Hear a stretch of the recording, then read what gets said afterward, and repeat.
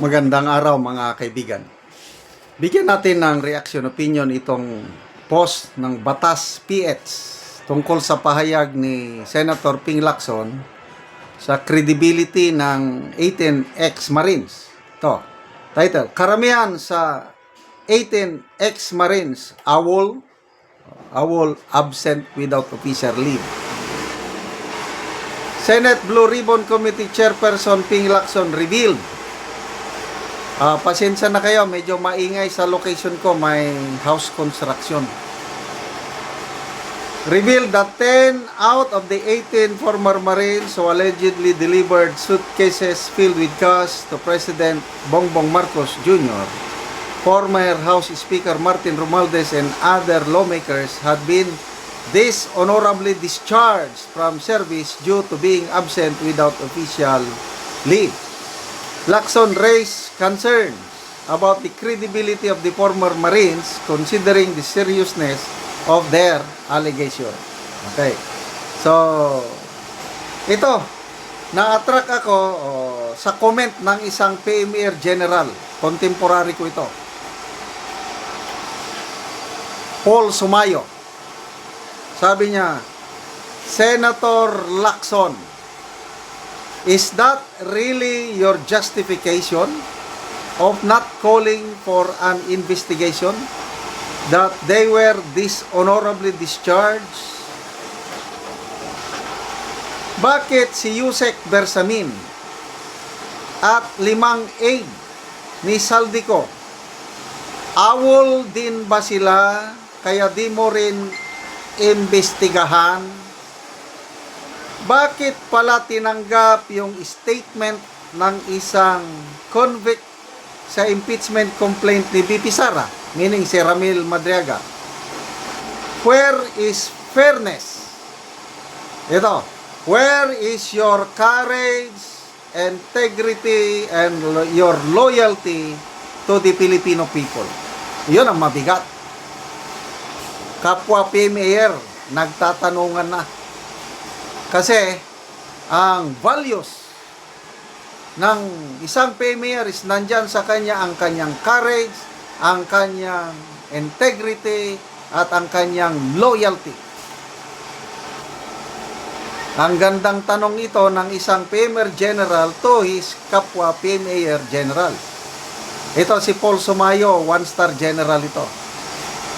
Kilala ko ano ito? Contemporary ko. Oh, awol. Kung ang sundalo ba na nag-awol, absent without official leave, masamang-masama na? Never. It's not maraming dahilan kung bakit nag-aawol ang mga sundalo. Karamihan is family problem. Isa dyan, ang pag-uwi ng sundalo, nabibilang yan sa sample, taga Luzon, Cordillera, na-assign Mindanao, layo.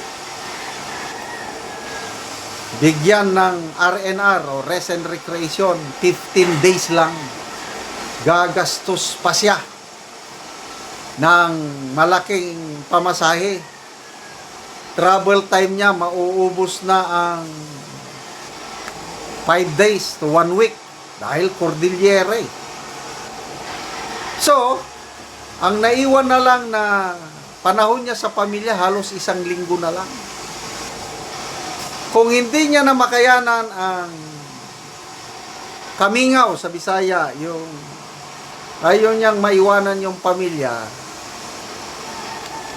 nang dahil sa ganyang sitwasyon, ang ibang mga sundalo mag-awol na lang. Kaya sa aking experience, yung mga nag-aawol na sundalo namin, hindi basically na mga masamang sundalo. May mga problema lang sa kanilang buhay, pamilya, kaya ayaw nang magbalik. Yan ang experience ko. Kaya, to me, hindi magandang basihan yung sinasabi na walang credibility ang mga ex-Marines dahil nag-awol sila.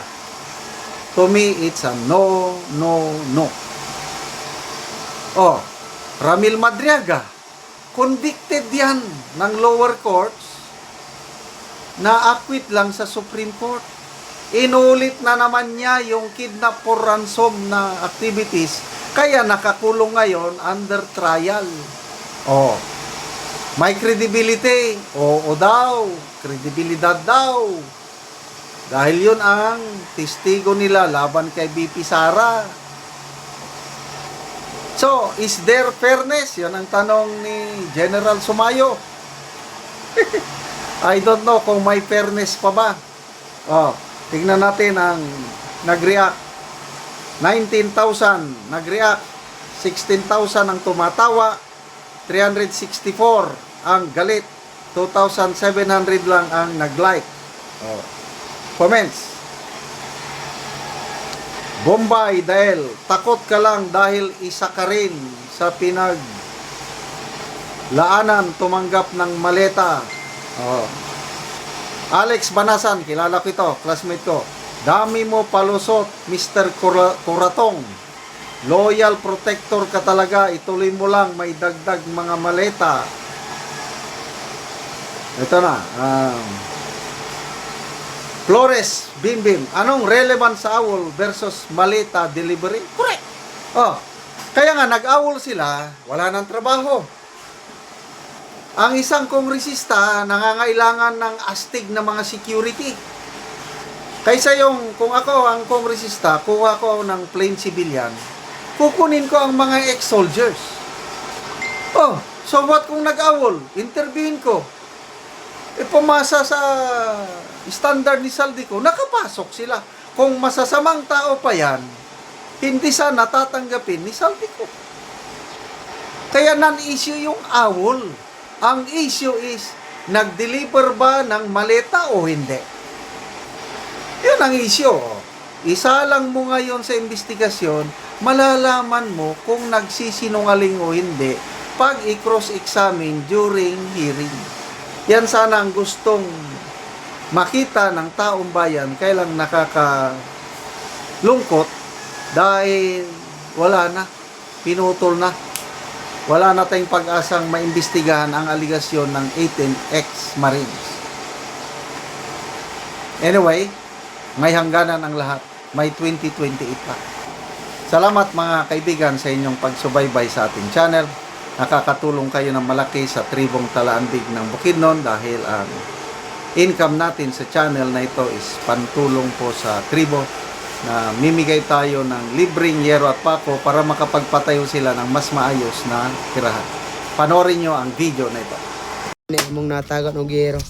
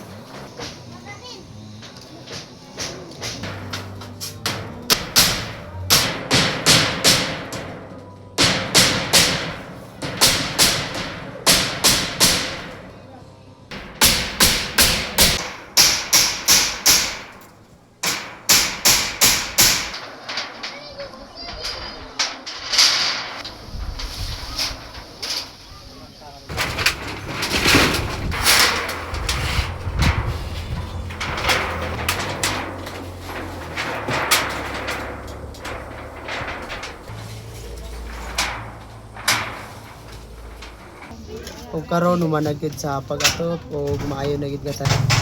Humanagyod sa pag-atop. So, humanagyod.